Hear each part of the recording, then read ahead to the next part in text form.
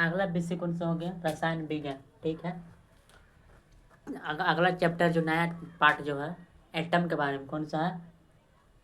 परमाणु के बारे में, एटम के बारे में। ठीक है, पहला नंबर की स्टेप लिखा लिखा एटम किसको बोलेंगे? परमाणु किसको कहते हैं? क्या कहते हैं? परमाणु किसको कहते हैं? देखो, परमाणु इसको कहते हैं जो छोटा से छोटा से छोटी, इतना छोटा हम लोग उतना डिवाइड नहीं कर सकते। हम लोग इतना छोटा मानते हैं, कोई कागज ले लेते, कागज लेके उसकी इतना फाड़ दे, इतना उसको फाड़ने पर उसको फिर उसको कोई भाग में टूट ही नहीं सकता हूँ। कहा हो? कोई भाग में टूट ही नहीं सकते। इतना टुकड़ा उसको कोई भाग में टूट नहीं सकता हूँ, उसको क्या बोलेंगे? परमाणु। भाग में कोई टूट ही नहीं सकता है।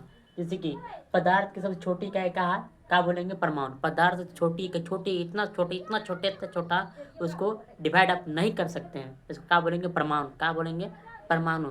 जो पदार्थ इतना काट के उसको परमाणु लोग छोटा नहीं, पर इतना छोटा कर देंगे, फिर उसको डिवाइड नहीं कर सकते, इतना उसको क्या बोलेंगे? परमाणु। ठीक है, एटम जो है खुला में नहीं पाया, मैंने खुला में नहीं पाया जाएगा। एटम जो खुला में नहीं पाया जाएगा। ठीक है, और रिएक्शन में भाग ले सकता है। परमाणु जो काम है रिएक्शन में भाग भी ले सकता है। क्या मिलेगा? रिएक्शन में भाग लेगा।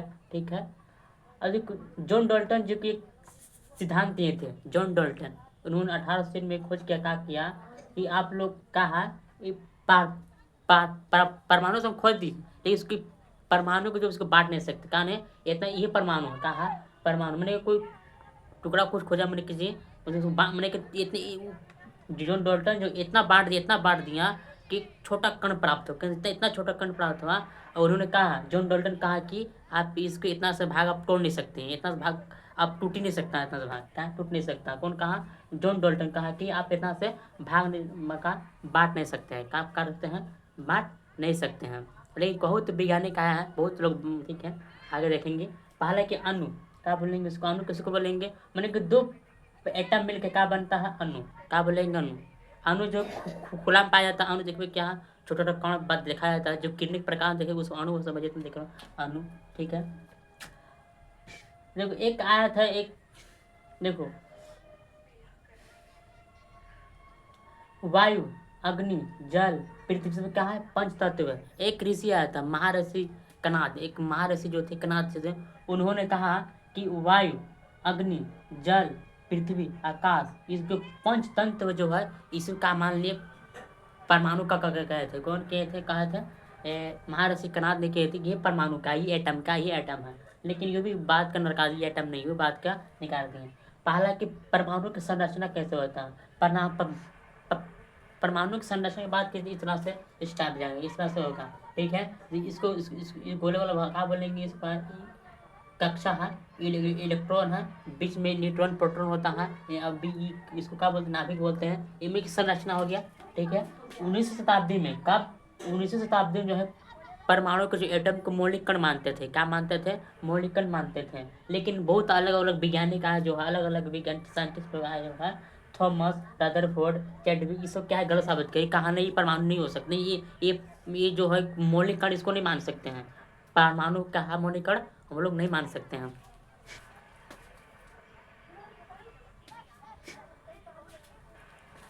ठीक, उन्होंने कहा कि थॉमस रदरफोर्ड चैडविक से कहा इसका हाथ परमाणु का हम लोग मौलिक कण नहीं मान सकते हैं। ठीक, उन्होंने कहा परमाणु को हम कई भागों में अविभागों में बांट सकते हैं। ठीक, कैसे अविभागों में बांट सकते हैं? कौन कहा? इस पर विज्ञानिक जितना है रदरफोर्ड ने कहा हम एटम को जो है कई अविभागों में बांट सकते हैं। जैसे कि परमाणु के भाव बांट सकते हैं, जैसे इलेक्ट्रॉन, प्रोटॉन, न्यूट्रॉन, ये तीनों भाव बांट दिया। ये जो वैज्ञानिक तो तीनों वैज्ञानिक जो है ऐसे वैज्ञानिक है, ये कहाँ बांट दे? तीन भाव बांट दे परमाणु को। शुरू में कहा था जॉर्ज डाल्टन परमाणु नहीं बांट सकते हैं, लेकिन तीन को वैज्ञानिक अवैज्ञानिक बोल रहे नहीं, हम इसको अवभाव भी बांट सकते हैं। कहाँ? अवभाग में भी बांट सकते हैं, जिसको बोले इलेक्ट्रॉन, प्रोटॉन, न्यूट्रॉन कहते हैं। इलेक्ट्रॉन जो खोज कौन किए थे? जे थॉमसन 1897 में। प्रोटॉन की खोज गोल्डस्टीन 85 में। न्यूट्रॉन को चैडविक 1832 में। यह का मान ली मौलिक कण। मैंने कि उन्होंने कहा इस वैज्ञानिकों ने मौलिक कण मानना है तो कौन से मान सकते हैं? इलेक्ट्रॉन, प्रोटॉन, न्यूट्रॉन के क्या कर सकते हैं? मौलिक कण, मैंने कि फंडामेंटल यूनिट मान सकते हैं। कौन? मोलिक्यूल, फंडामेंटल मोलिक्यूल, एक यूनिट जो है इसको मान सकते हैं, मौलिक कण को मान सकते हैं, कौन? इलेक्ट्रॉन, प्रोटॉन को मान सकते हैं। बस ठीक है। आता थॉमसन का परमाणु मंडल क्या कहता है? थॉमसन का परमाणु मंडल क्या कहता है?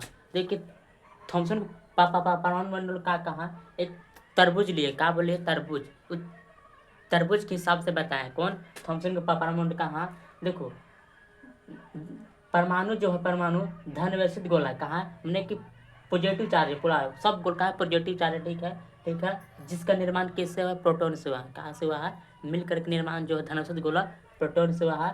और उन्होंने तरबूज के सिद्धांत दिए कौन, जब तेजस थॉमसन जो है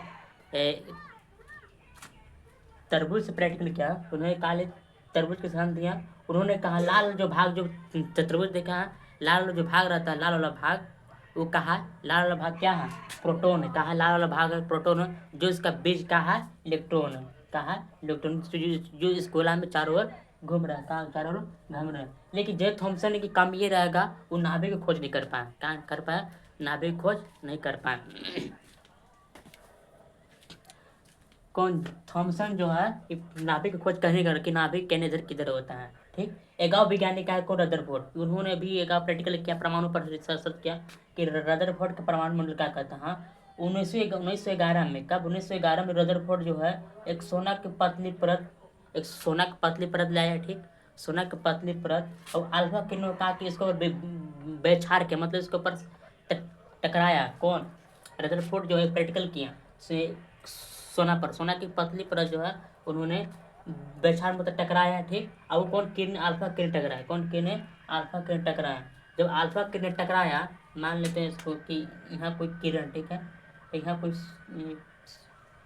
परत है, ठीक है, ठीक है, अब ये अल्फा किरण है, कौन सा किरण मानते हैं, ये अल्फा किरण नहीं, किरण है, ठीक है, यहाँ से टकरा के कोई इधर निकल गया, फिर टकर कोई इधर निकल गया, कोई इधर निकल गया, कोई इधर निकल गया, जो बीच से लाइन गया, इधर टकरा बीच से बीच, यहाँ से तो इधर ही घुर गया, इधर ही घुर गया, क्या हो गया, इधर ही घुर गया। मतलब ये अल्फा किरण है, कोई प्रकाश टकरा रहा है, ठीक, लाइट मार रहा, ये कौन, सोना के पत्ते पर है, ठीक है, क्या सोना के पत्ते पर था।